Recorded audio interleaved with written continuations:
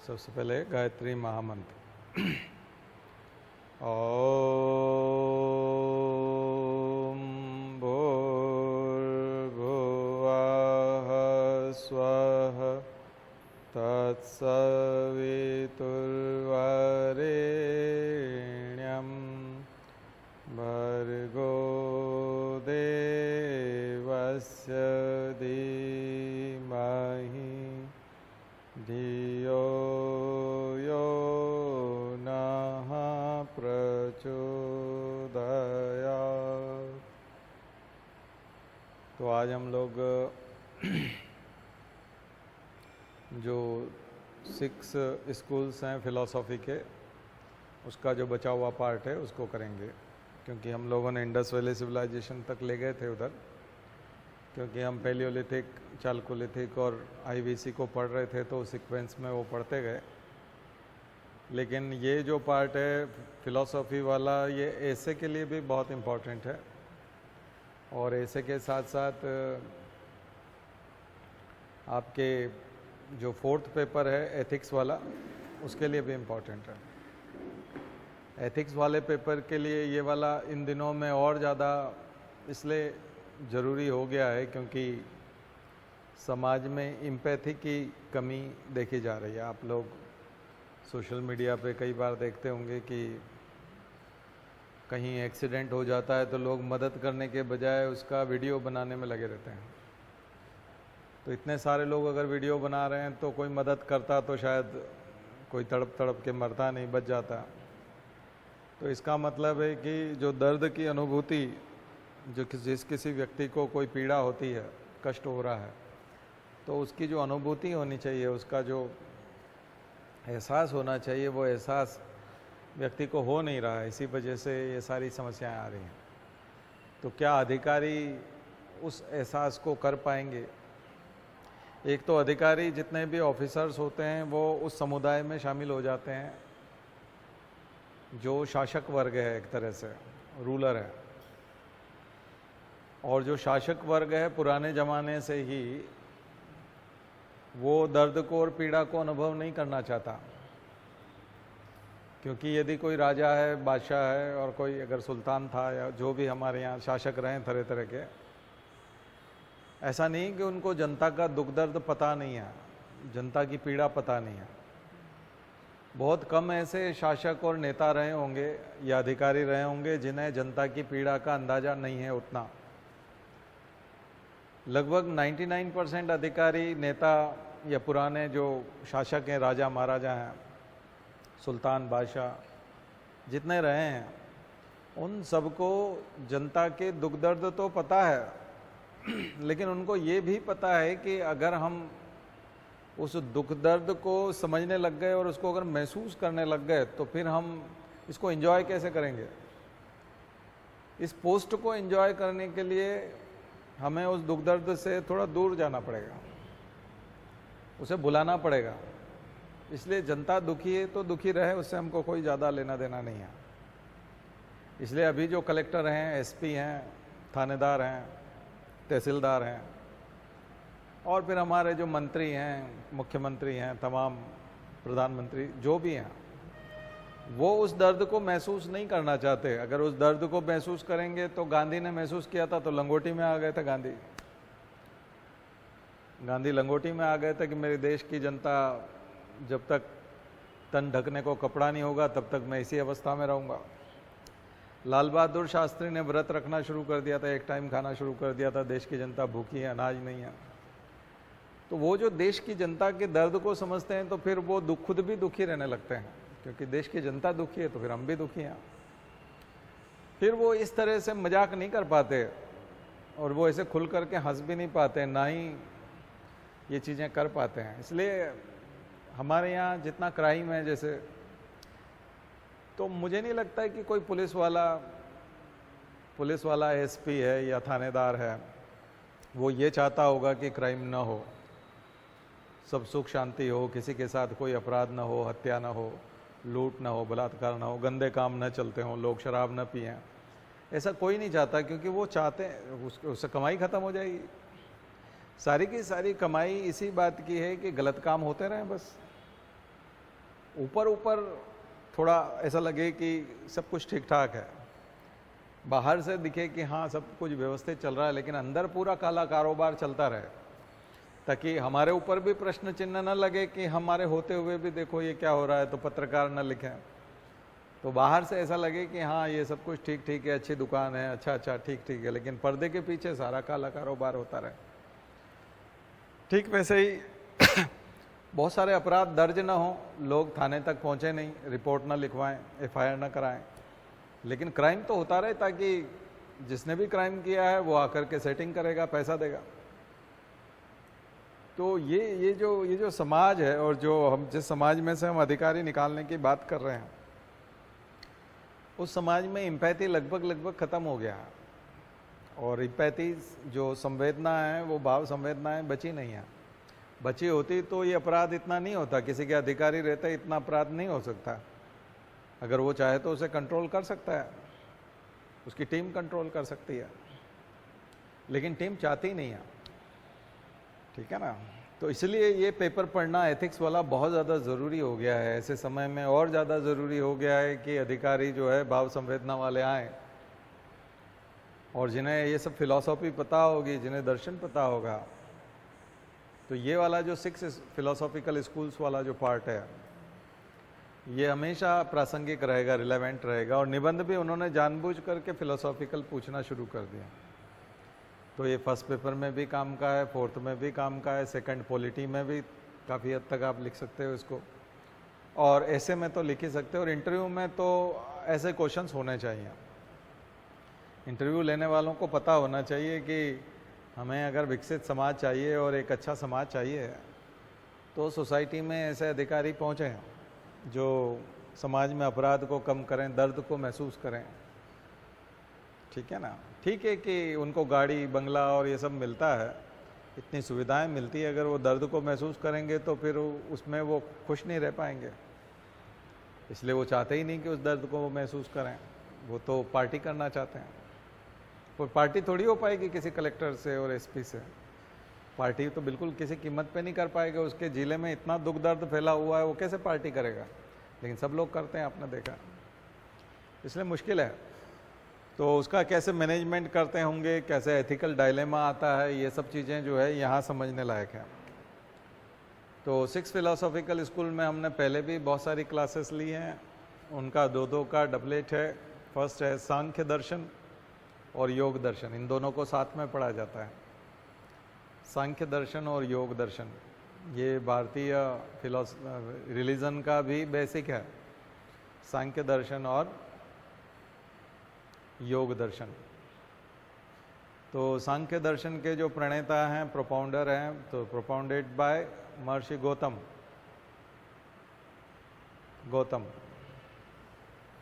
तो गौतम ऋषि जो थे, उन्होंने सांख्य दर्शन दिया था।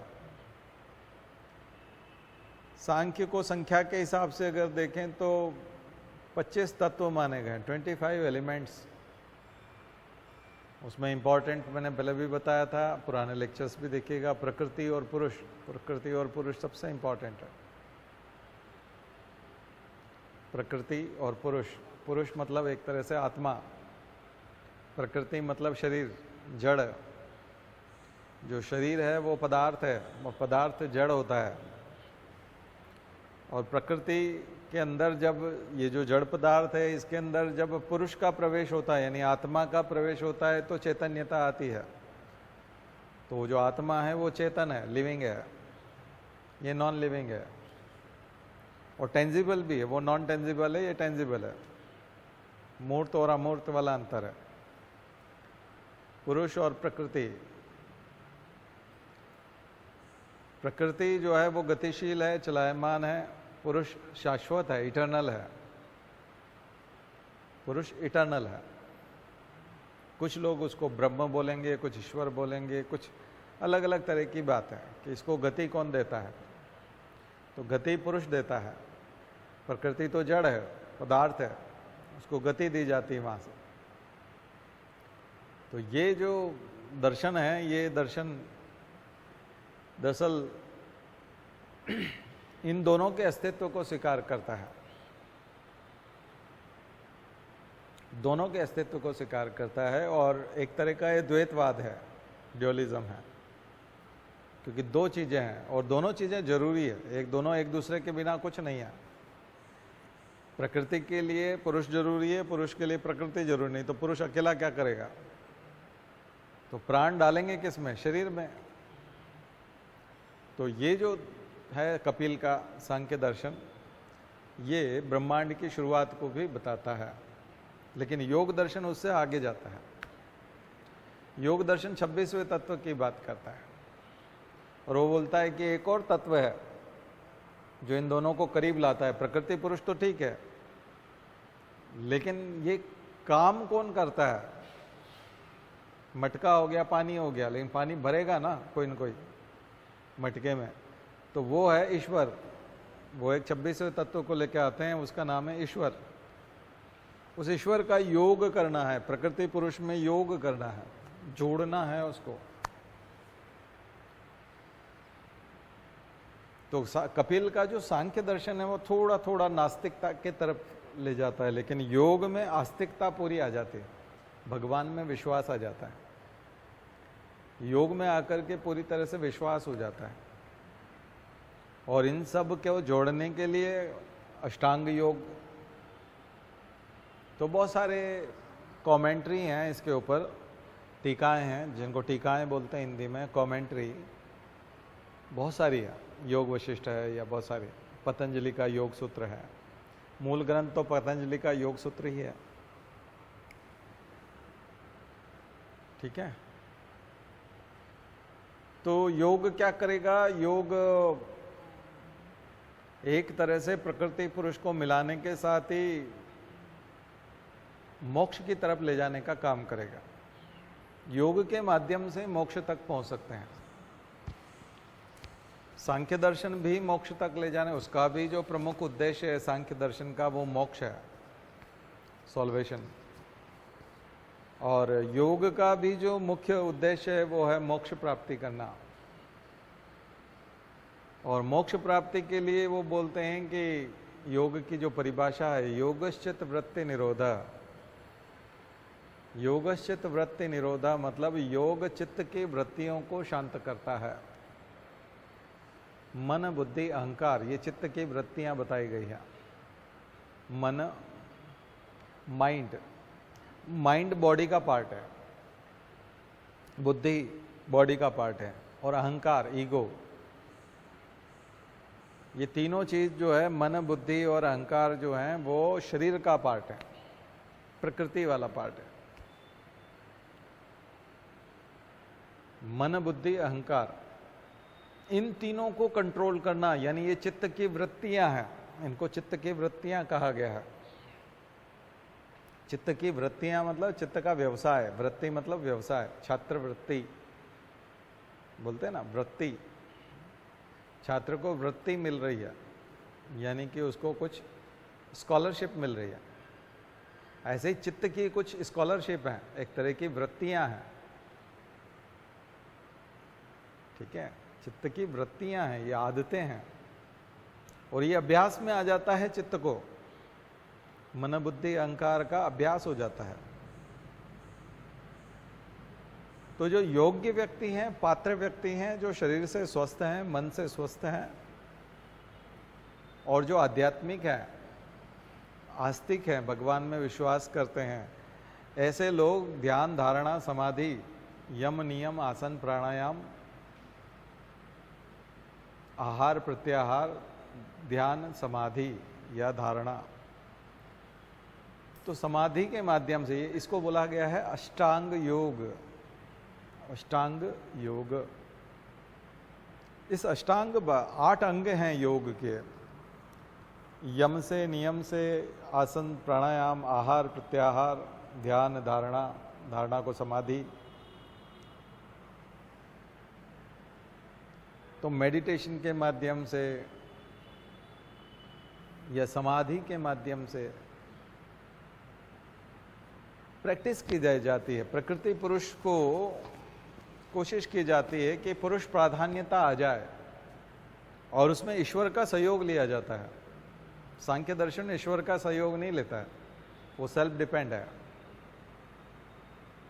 योग दर्शन ईश्वर को बीच में लेके आता है कि हे ईश्वर, आपको ये कराना है, हम कोशिश कर रहे हैं लेकिन आप हमारे ऊपर निगरानी करिए, कहीं हम भटक न जाएं।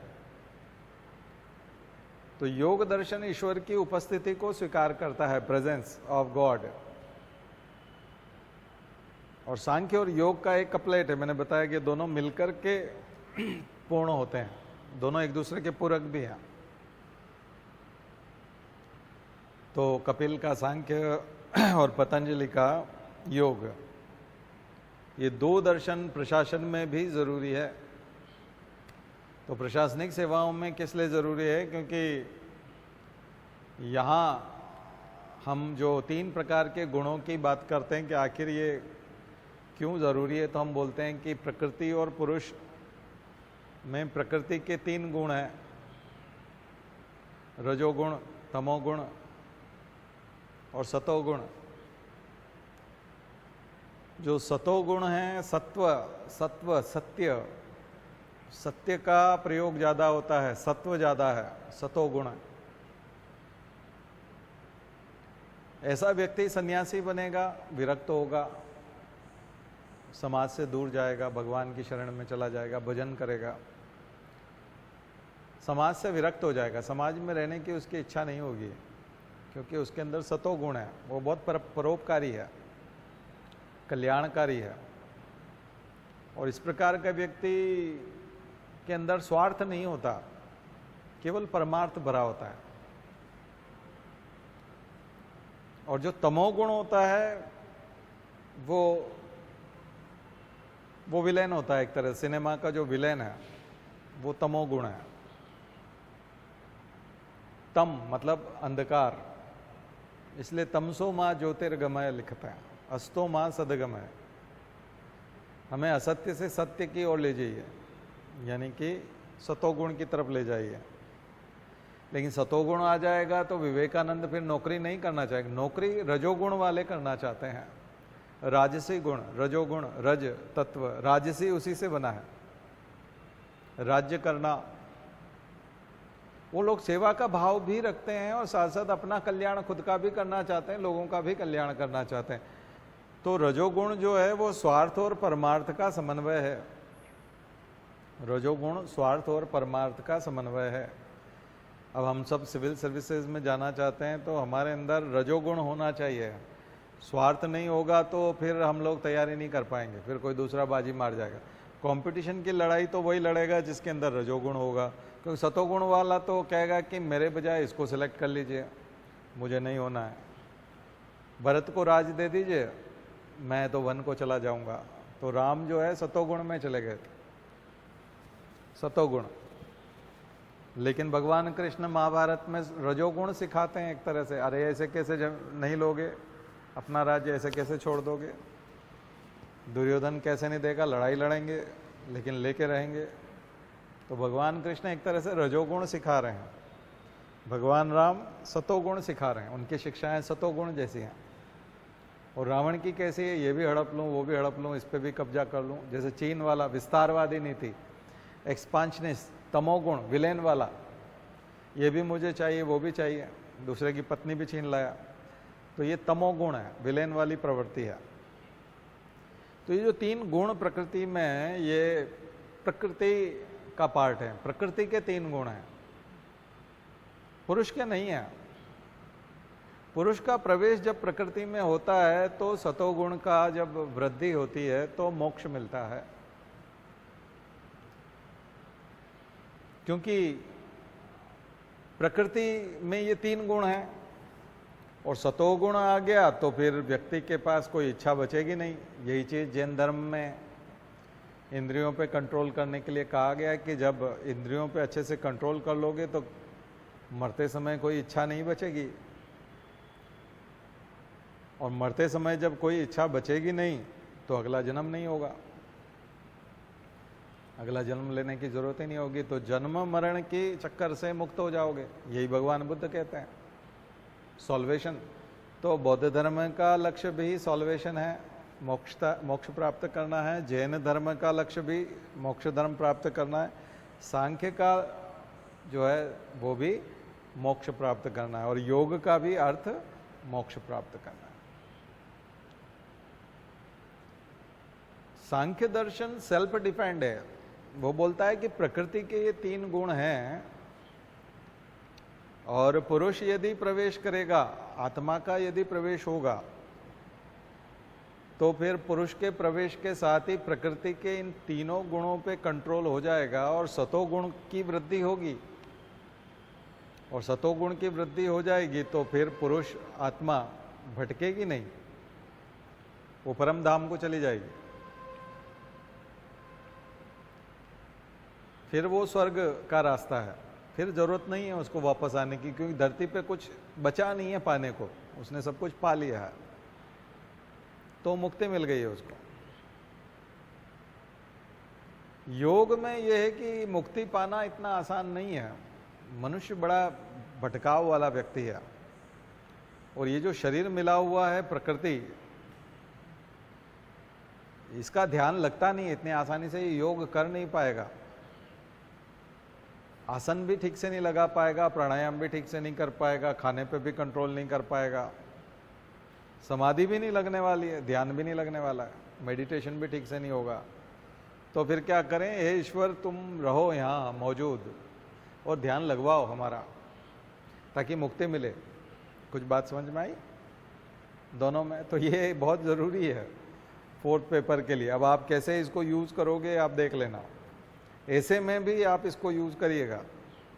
मैंने बहुत सरल भाषा में समझाने की कोशिश की है ताकि आप इस चीज़ को समझे। अगला जोड़ा जो है वो वैशेषिक का और न्याय का है। वैशेषिक और न्याय, सॉरी मैंने सांख्य का गौतम बता दिया था, कपिल बताइए, कपिल लिखिएगा। सांख्य दर्शन का गौतम गलत बता दें और न्याय का गौतम है महर्षि कपिल। हाँ हाँ, एक ही बात है, महर्षि कपिल या कपिल मुनि एक ही बात है, कपिल मुनि या महर्षि कपिल। न्याय गौतम है, ध्यान रखिए। थोड़ा सा गड़बड़ हो गया, मैं कुछ बताना चाह रहा था तो इसलिए वो गौतम पे चला गया। तो न्याय दर्शन गौतम का है और वैशेषिक कणाद का है, इन दोनों का जोड़ा है। वैशेषिक कणाद का है, उलुक भी बोलते हैं उनको, कणाद को।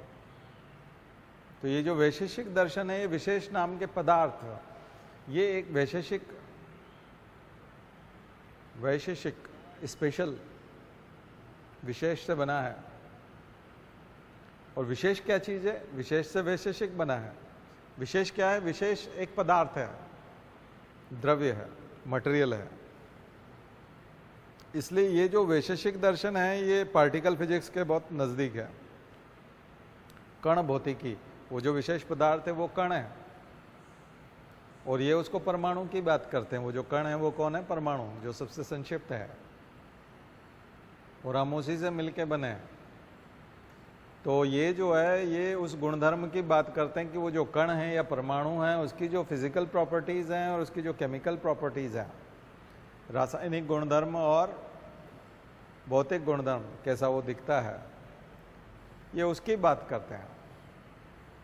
और ये न्यूटन के गति के 3 नियमों की एक तरह से व्याख्या करते हैं कि हम कणों से मिलके बने हैं, कण में गति होती है, और उसको अगर कोई एक बार गति दे दे तो वो फिर गति। तो न्यूटन के जो 3 नियम हैं वो एक तरह से आप जाकर के न्यूटन के law of motion versus Vaisheshika philosophy, इसको अगर सर्च करेंगे तो ढेरों आपको आर्टिकल्स खुल जाएंगे, विकिपीडिया पे भी आ जाएगा। तो इसको देखिए, तीनों गति के नियम बिल्कुल बिल्कुल मिलते हैं। और पार्टिकल फिजिक्स के जो बोसॉन, हिग्स बोसॉन वाला, कि वो सबसे गॉड पार्टिकल, उसको गॉड पार्टिकल भी बोला था। तो जो CERN का प्रयोग है प्रयोगशाला में, CERN की प्रयोगशाला में जो मेगा एक्सपेरिमेंट माना जाता है, उसका हिग्स बोसॉन वाला भी आपको पार्ट यहाँ मिलेगा। वो उस समय में मिलेगा, कणाद का, उलुक का, उस समय में 200 AD में लगभग। तो ये विशेष नाम का जो पदार्थ है, इससे ये सृष्टि बनी हुई है। और फिर इस कण को, इस पदार्थ को गति देने के लिए उसी से हम लोग निर्मित हैं, सब लोगों का निर्माण उसी से हुआ है। और खास करके मूल रूप से वो जो पंच तत्व जिनको हम लोग कहते हैं, क्षितिजल पावक गगन समीरा, धरती आकाश अग्नि पानी वायु, तो जल आकाश पृथ्वी वायु अग्नि, ये जो हैं ये पंच तत्व, कार्बन हाइड्रोजन फास्फोरस नाइट्रोजन, ठीक है, हाइड्रोजन, तो ये जो 5 तत्व हैं, वैसे अगर आप बॉटनी में जाके पढ़ेंगे या जोलॉजी में पढ़ेंगे या केमिस्ट्री में पढ़ेंगे या फिजिक्स में पढ़ेंगे, तो जो मेगा एलिमेंट्स हैं, मेगा न्यूट्रिएंट्स और माइक्रो न्यूट्रिएंट्स, जब हम पढ़ते हैं महापोषक तत्व, लघु पोषक तत्व, तो वो यही है, यही पोषक तत्व है जिससे सृष्टि का निर्माण होता है। हम सबका निर्माण भी इसी से हुआ है। ओपेरिन का मॉडल पढ़ेंगे, ओरिजिन ऑफ लाइफ, तो सबसे पहले यही बनता है, मीथेन और वाटर के कॉम्बिनेशन से फॉर्मेल्डिहाइड बनता है, SCHO, और फॉर्मेल्डिहाइड का जब पॉलीमराइजेशन हो जाता है तो ग्लूकोज मॉलिक्यूल आता है, तो कार्बोहाइड्रेट। तो फर्स्ट कार्बोहाइड्रेट का जो सबसे सिंपलेस्ट मोनोसेकेराइड्स हैं वो है ग्लूकोज, C6H12O6। SCHO के 6 टाइम्स पॉलीमराइजेशन से होता है, तो 6 SCHO एरो बना के नीचे लिख सकते हैं आप, C6H12O6। तो ये बेसिक है। इसके बाद फिर अमीनो एसिड्स बनेंगे, जो प्रोटीन का बेसिक फंडामेंटल मॉलिक्यूल है, अमीनो एसिड्स। और ये अमीनो एसिड्स भी नाइट्रोजन, हाइड्रोजन, कार्बन, ऑक्सीजन, इन सब से मिलता है। NH2, CO, NH2, nitrogen, hydrogen, carbon, oxygen, ये सब मिल करके अमीनो एसिड्स बनाते हैं। और अमीनो एसिड्स का जब पॉलीमराइजेशन होगा, वो जब मिलेंगे, उनको यूनाइट करेंगे तो प्रोटीन्स बनेंगे। तो कार्बोहाइड्रेट, प्रोटीन्स और फैट तीसरे नंबर पर CH2S, CH2H, ग्लिसरॉल, जो बहुत ही सिंपल या फैटी एसिड्स हैं, वो फैटी एसिड्स भी जो हैं वो कार्बन, हाइड्रोजन, ऑक्सीजन से मिलके बने हैं। तो अगेन वही हो गया। और फिर न्यूक्लिक एसिड्स, जब हम न्यूक्लिक एसिड्स में जाते हैं तो हम लोग देखते हैं कि वहाँ राइबोज शुगर होती है, डीऑक्सीराइबोज शुगर होती है DNA RNA में। और वहाँ एक और एलिमेंट आकर के जुड़ जाता है, फॉस्फोरस, अग्नि तत्व। तो अग्नि तत्व संचालन करता है। देखें, अगर इंडियन ट्रेडिशन में देखें तो हमारी जो स्पिरिचुअल टेक्स्ट है वो बताते हैं कि अग्नि संचालन करती है, अग्नि गति देती है। दूध से घी बनाने का काम भी अग्नि करती है, भोजन बनाने का काम भी अग्नि करती है। हमारे पेट में भी जठराग्नि बोली गई है जो पाचन करती है, उसको पेट की अग्नि कहा गया है। तो हर जगह एक यज्ञ हो रहा है, अग्नि चल रही है, फॉस्फोरस। और अगर हमारी सेल्स में देखेंगे तो सेल डिवीजन जो हो रहा है वो नाइट्रोजन की, सेल डिवीजन जो हो रहा है वो फॉस्फोरस, नाइट्रोजन, इन सब से मिलके बने न्यूक्लिक एसिड से। न्यूक्लिक एसिड के बेसिक पायरिमिडिन्स एंड प्यूरिन्स, और वो पायरिमिडिन्स और प्यूरिन्स जो हैं उनमें आप देखोगे कि वो पायरिमिडिन्स और प्यूरिन्स किन किन से बने हैं, क्योंकि उसी से DNA बना हुआ है।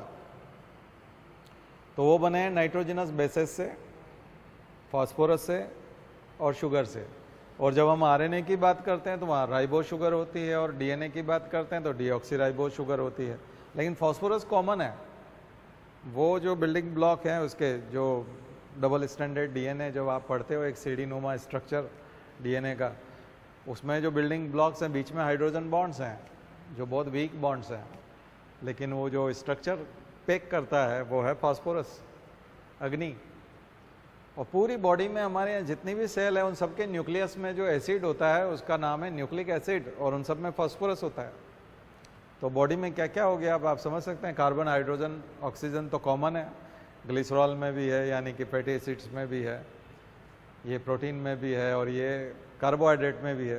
प्रोटीन की जब आप बात करेंगे तो वहाँ नाइट्रोजन स्पेशल आ जाएगा, चूंकि अमीनो एसिड है NH2, तो वहाँ नाइट्रोजन आ गया। और जब हम न्यूक्लिक एसिड में जाएंगे तो वहाँ फास्फोरस आ जाएगा। तो 5 चीज़ें आ गई ना। यहाँ 4 परमाणु बोल रहा है, विशेष में जो 4 प्रकार के परमाणु बोल रहा है, वायु के परमाणु, अग्नि के परमाणु, पृथ्वी के परमाणु, आकाश के परमाणु, वो 4 प्रकार के परमाणु की बात कर रहे हैं वैशेषिक पदार्थ में। 4 तक तो पहुंच गए वो जो फास्फोरस है केवल जाकर के DNA में मिलता है, उसके बारे में ज़्यादा बात नहीं कर रहे हैं। इसलिए कार्बन के परमाणु, कार्बन, अग्नि, किसी को भी जलाते हैं तो लास्ट में कोयला, कार्बन बचता है। तो वो तो बात हो रही है, वहाँ तक बात चल रही है कि अग्नि के परमाणु।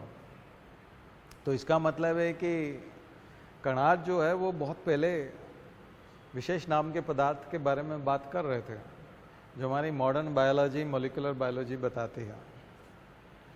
वो बहुत पहले वो बता रहे हैं। अब तो यूनिवर्सिटीज़ में अभी नया सिलेबस, जो न्यू एजुकेशन पॉलिसी है, उस न्यू एजुकेशन पॉलिसी के तहत जो है नया सिलेबस डाला जा रहा है। इंडियन नॉलेज सिस्टम, INS, भारतीय ज्ञान परंपरा। इंडियन नॉलेज सिस्टम अब हमारे नए सिलेबस का पार्ट है। तो इसलिए आपसे क्वेश्चन भी आएंगे, what is Indian knowledge system. INS की वेबसाइट पे जाइए, इंडियन नॉलेज सिस्टम की वेबसाइट पे जाइए, एक वेबसाइट विजिट कीजिए, इंडियन नॉलेज सिस्टम। उसमें आपको पैनलिस्ट और चेयरमैन का नाम मिलेगा। अब उसके अध्यक्ष, पहले बीच में आपको पता हो तो मनमोहन सिंह ने, प्रधानमंत्री जो थे, उन्होंने 2005 में राष्ट्रीय ज्ञान आयोग बनाया था, national knowledge commission. Sam Pitroda उसके चेयरमैन थे, डॉक्टर सैम पित्रोदा। वर्तमान में इस सरकार ने NEP जो बनाया, न्यू एजुकेशन या नेशनल एजुकेशन पॉलिसी जो लेके आ रहे हैं, इस पॉलिसी के तहत इंडियन नॉलेज सिस्टम, भारतीय ज्ञान परंपरा, INS,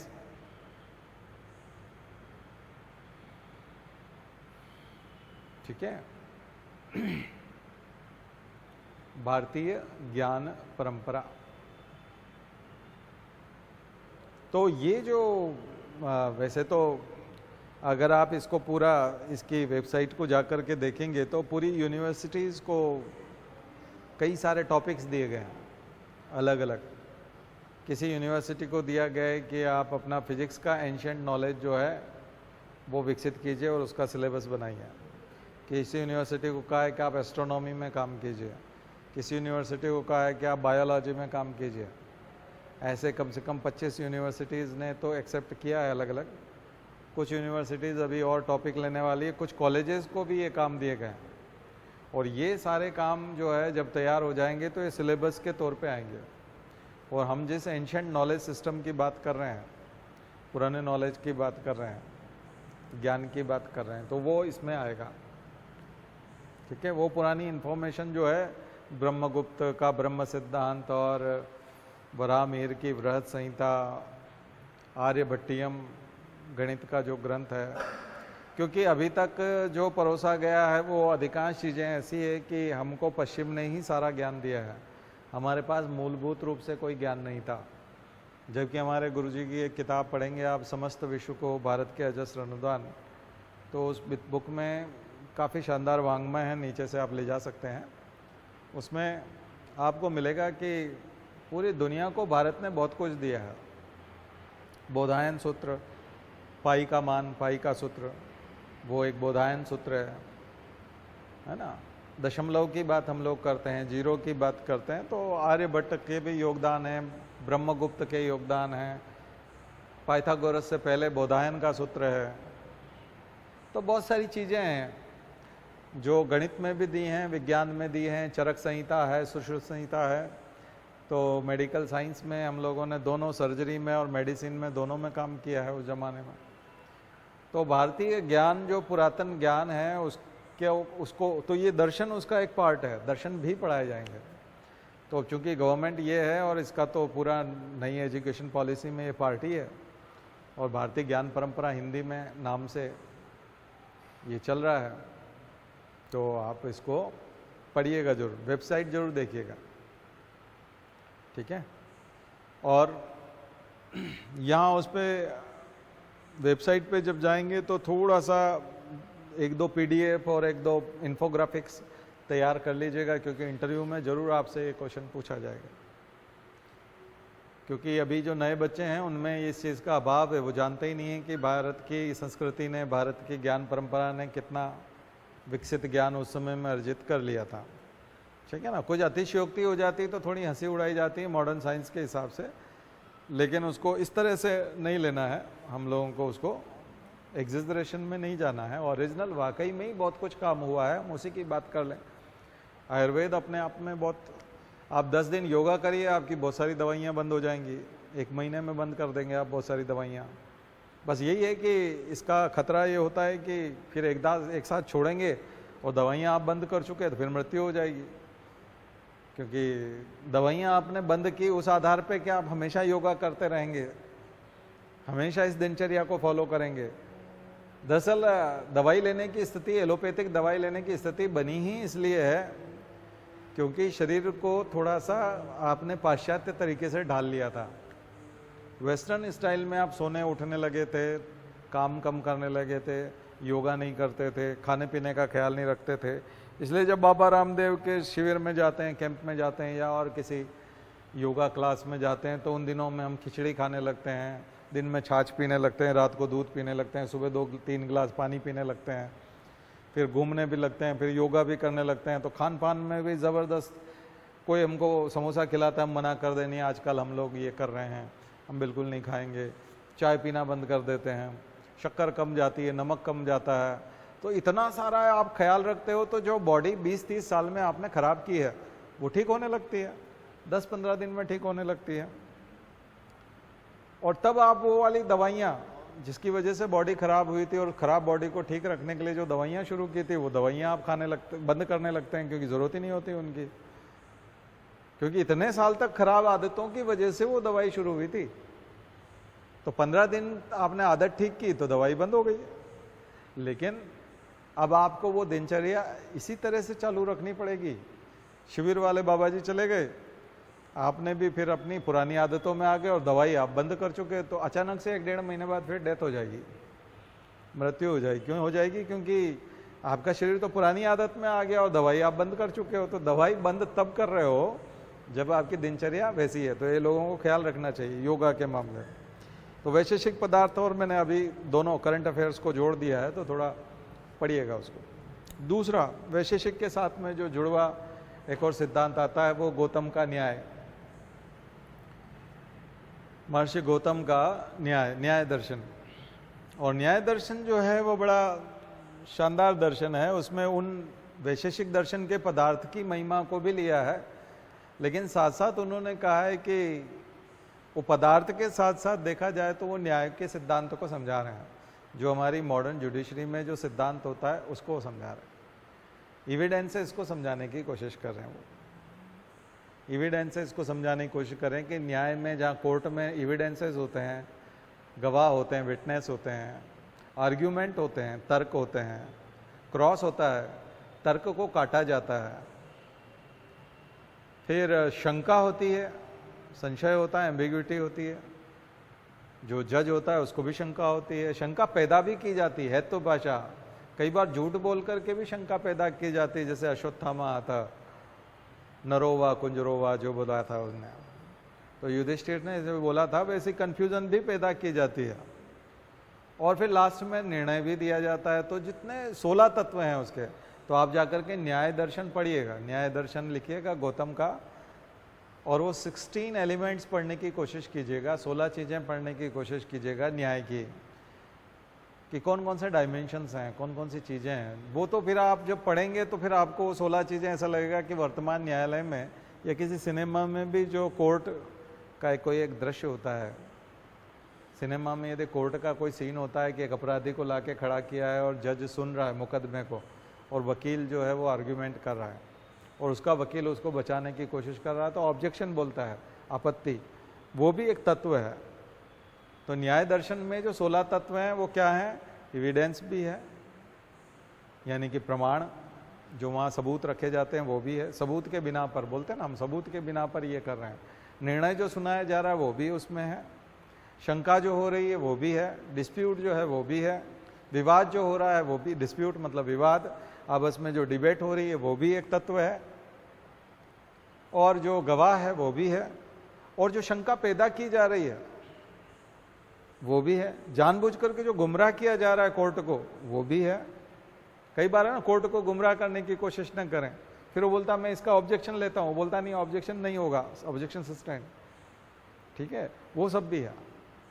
तो आप जब उन 16 चीज़ों को पढ़ोगे तो ऐसा लगता है जैसे सिनेमा का कोई सीन है और वो कोर्ट की कार्रवाई चल रही है, वकील खड़ा हुआ है, इधर अपराधी है, इधर जज साहब बैठे हैं, आपको 16 चीज़ें याद हो जाएंगी। तो जरूर पढ़िएगा न्याय और 16 एलिमेंट्स या 16 डायमेंशंस, जा करके पढ़िएगा। तो मैं कुछ होमवर्क दे रहा हूँ आपको न्याय से संबंधित, इसको करिएगा। यही न्याय दर्शन है, और उसमें ईश्वर तत्व भी है, ईश्वर का तत्व भी है। ईश्वर को साक्षी मान करके मैं शपथ लेता हूँ मैं झूठ नहीं बोलूंगा, बोलता है ना गीता को बोल करके, तो ईश्वर वाला तत्व भी है। तो यह न्याय, तो पदार्थ की ही व्याख्या वहां तक जा करके वो न्याय तक जाती है, गौतम के न्याय तक। अगला जो डबलेट है यानी कपलेट है वो है दोनों दर्शन, पूर्व मीमांसा दर्शन और उत्तर मीमांसा दर्शन। पूर्व मीमांसा और उत्तर मीमांसा। पूर्व मीमांसा, मीमांसा का मतलब है एक्सप्लेनेशन, मीमांसा का मतलब है एक्सप्लेनेशन, कमेंट्री, टीकाएं, जो एक्स्ट्रा एक्सप्लेनेशन है वेदों का, वेदास का जो थोड़ा ज़्यादा एक्सटेंडेड एक्सप्लेनेशन है उसको कहेंगे मीमांसा। मीमांसा करना, एनालिटिकल अप्रोच। मीमांसा मतलब, मीमांसात्मक मतलब, मीमांसात्मक दृष्टिकोण का मतलब एनालिटिकल अप्रोच, एनालिसिस, विश्लेषण, उन चीज़ों का विश्लेषण, वेदों का विश्लेषण। तो वेद को 4 भागों में बांटा गया था, आपको पता है, हमने शुरू में जब वेद पढ़े थे तब उनको 4 भागों में बताया गया था। और 4 भाग कौन से थे? पहला भाग था ब्राह्मण, ब्राह्मण ग्रंथ, ब्राह्मण ग्रंथ थे। और दूसरा पार्ट था संहिता, संहिता, संहिता भी कह सकते हैं, संहिता भी कह सकते हैं, SAMHITA, संहिता। तो संहिता है और ब्राह्मण है, शतपथ ब्राह्मण, गोपथ ब्राह्मण, वो आपने देखे थे। तो ये 2 पहले के पार्ट हैं, वेद का शुरू के पार्ट हैं, और बाद में लिखे गए हैं आरण्यक और उपनिषद, आरण्यक और उपनिषद। तो पूर्व मीमांसा का मतलब ये होता है कि ये जो 2 पार्ट हैं, ये जो 2 हिस्से हैं शुरू के, ब्राह्मण और संहिताएं, इनको जब एक्सप्लेन किया गया, इनका जब एनालिटिकल एक्सप्लेनेशन आया तो उसको कहा गया पूर्व मीमांसा, पूर्व मीमांसा, जैमिनी, पूर्व मीमांसा जैमिनी। और ये कर्मकांडीय पक्ष है, ये क्या है? कर्मकांडीय पक्ष। इसमें कर्मकांड आते हैं और ये कहते हैं कि कर्मकांड के माध्यम से मोक्ष मिल सकता है। बहुत ज़्यादा ज्ञान वगैरह के चक्कर में जाने की जरूरत नहीं। आरण्यक और उपनिषद बहुत बात की चीज़ है और वो पूरा नॉलेज वाला मामला है, इसलिए उसको ज्ञान पक्ष कहते हैं, ज्ञान कांड बोलते हैं। ये कर्म कांड है, वो ज्ञान कांड है। तो वेदों की व्याख्या जो शुरू में हुई है वो है ब्राह्मण और संहिताएं। ब्राह्मण और संहिताओं वाली व्याख्याएं कहलाती है पूर्व मीमांसा, कर्म कांड। और बाद की जो दोनों व्याख्याएं हैं, बादरायण, बादरायण उत्तर मीमांसा, उत्तर मीमांसा। Pre Vedas and post Vedas, है ना, यूं कह सकते हैं, pre Vedas and post Vedas. तो पोस्ट मतलब उत्तर, प्री मतलब वही प्रीवियस और फाइनल, पढ़ते हैं ना आप लोग, एमए प्रीवियस, एमए फाइनल, पूर्वार्ध और उत्तरार्ध। वैसे तो एक प्रीवियस है, एक फाइनल है। तो प्रीवियस में 2 हैं, 2 सेमेस्टर होते हैं वैसे, कौन कौन सा है? ब्राह्मण और संहिता है, और उधर फिर दो हैं, आरण्यक और उपनिषद। तो ब्राह्मण और संहिताएं कर्मकांड पर, यज्ञ कैसे होगा, मंत्र कौन सा होगा, कुंड कैसा होगा, यज्ञ में क्या डालेंगे, यज्ञ में क्या क्या समर्पित किया जाएगा, आहुतियां किसकी दी जाएंगी, किस प्रकार दी जाएंगी, कौन दिलवाएगा, ये सब शतपथ ब्राह्मण हमने बताया था उस समय में, यजुर्वेद उसमें। और ऋग्वेद के ब्राह्मण जो बताए थे वो गोपद ब्राह्मण, और तो ठीक है, नहीं वो था 2 प्रकार के ब्राह्मण बताए थे ना, ऐत्रेय और कौशिकी, 2 ब्राह्मण थे। और यजुर्वेद के शतपथ और श्वेत केतु की तो कहानी थी उसमें, हाँ ठीक है। तो ये जो है देख लीजिएगा उसको। तो पूर्व मीमांसा पूरा पूरा कर्मकांड का पक्ष है, और कर्मकांडों की वो बहुत पक्ष लेते हैं, वो बोलते हैं नहीं कर्मकांड ही इंपॉर्टेंट है, कर्मकांड अगर आपने ठीक से किए तो मोक्ष मिल जाएगा, ईश्वर की प्राप्ति हो जाएगी, इसलिए कर्मकांड प्रधान है। कर्म करिए, कर्म कांड करिए, ज्ञान व्यान ठीक है, ज्ञान अपनी जगह है, छोड़िए उसको। तो पूर्व मीमांसा पे बहुत जोर दिया गया। और पूर्व मीमांसा की क्या जरूरत आ गई, आखिर एडी में आए थे ये सब, बाद में आए थे, ईसा के बाद आए थे। तो इसकी जरूरत इसलिए पड़ गई थी क्योंकि बौद्ध धर्म, जैन धर्म जो है वेदों पे बहुत प्रहार करते थे, और कहते थे देखो ये पशु बलि करते हैं, ये हिंसा करते हैं, ये जानवरों को काट काट के यज्ञ में डाल रहे हैं, और अभी अंधविश्वास फैला रखा है कि यज्ञ करने से ये हो जाएगा वो हो जाएगा। तो फिर लोगों ने, उस समय के जो ऋषि मुनि थे, उनने सोचा कि हमें व्याख्या करने की आवश्यकता है, क्योंकि लोगों में भ्रम फैलाया जा रहा है बौद्ध धर्म के द्वारा, जैन धर्म के द्वारा, मक्खली घोषाल के द्वारा, आजीवक संप्रदाय जो था उस समय का उनके द्वारा। और ये जो भ्रम है ये अगर बहुत ज़्यादा फैलाया गया तो फिर तो जो ये धर्म है ये समाप्त हो जाएगा। सनातन धर्म और हिंदू धर्म नाम नहीं कह सकते उस समय में, उसको हम वैदिक धर्म बोलते हैं, उस समय के धर्म को कहते हैं वैदिक धर्म। तो वैदिक धर्म तो वेदों की तो फिर कोई बात ही नहीं रह जाएगी, लोग तो फिर खत्म हो गया सब। तो फिर हमें क्या करना चाहिए, तो वो लेके आए कि नहीं कर्मकांड बेकार नहीं है। हाँ बलि प्रथा ठीक है, बलि प्रथा को छोड़ दीजिए, हम बलि प्रथा को हटा देते हैं, लेकिन जो भी बताया गया है यज्ञ में या वेदों में कि यज्ञ करिए और यज्ञ क्यों करना चाहिए और कैसे करना चाहिए, वो सब सही है। उसके लिए फिर वो पूर्व मीमांसा लेके आए थे। लेकिन बादरायण और उन्होंने कहा, बोले नहीं ये जो है ये उतना आवश्यक नहीं है, यज्ञ के कर्म उतने आवश्यक नहीं है, ज्ञान आवश्यक है, जीवन ही यज्ञ होना चाहिए, यज्ञ करने की जरूरत नहीं, अपनी जिंदगी को यज्ञमय बनाओ। वेदांत, तो ये चूंकि वेदों का अंत था इसलिए इसका नाम रखा गया वेदांत। और इसमें जो बादरायण का जो ये जो हिस्सा रखा गया उत्तर मीमांसा, इसको ब्रह्म सूत्र भी कहा गया, इसका एक नाम और रखा गया ब्रह्म सूत्र। और ब्रह्म सूत्र रखने के बाद में इसमें 2 चीजें और जोड़ी आदि गुरु शंकराचार्य ने। और आदि गुरु शंकराचार्य केरल में जन्मे थे, 33 वर्ष की आयु में चले गए, लेकिन पूरे भारत में हिंदुत्व का पुनर्जागरण करके चले गए। 4 मठ उन्होंने बनाए, बद्रीनाथ और पुरी और श्रृंगेरी और द्वारिका।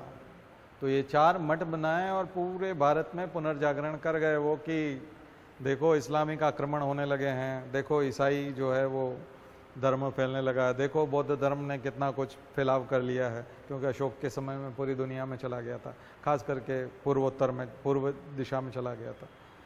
तो हम जो है वो एक तरह से पिछड़ रहे हैं, सो गए हैं, हमें जगना चाहिए। हमारे पास वेदांत है, हम वेदांत की भूमि है, हमारे पास कितना शानदार वेदांत है, हमारे पास आरण्यक और उपनिषद है। तो उत्तर मीमांसा को देखिए, ब्रह्म सूत्र देखिए, और फिर भगवत गीता को भी जोड़ा, और फिर तीसरी चीज क्या जोड़ी, भगवत गीता हो गया, ब्रह्म सूत्र हो गया यानी कि वेदांत, और उपनिषद। अलग से क्या लिखा, उपनिषद। और इन तीनों को अगर जोड़ करके पढ़ेंगे तो उसको प्रस्थान त्रयी कहा गया, उसको कहा गया प्रस्थान त्रयी।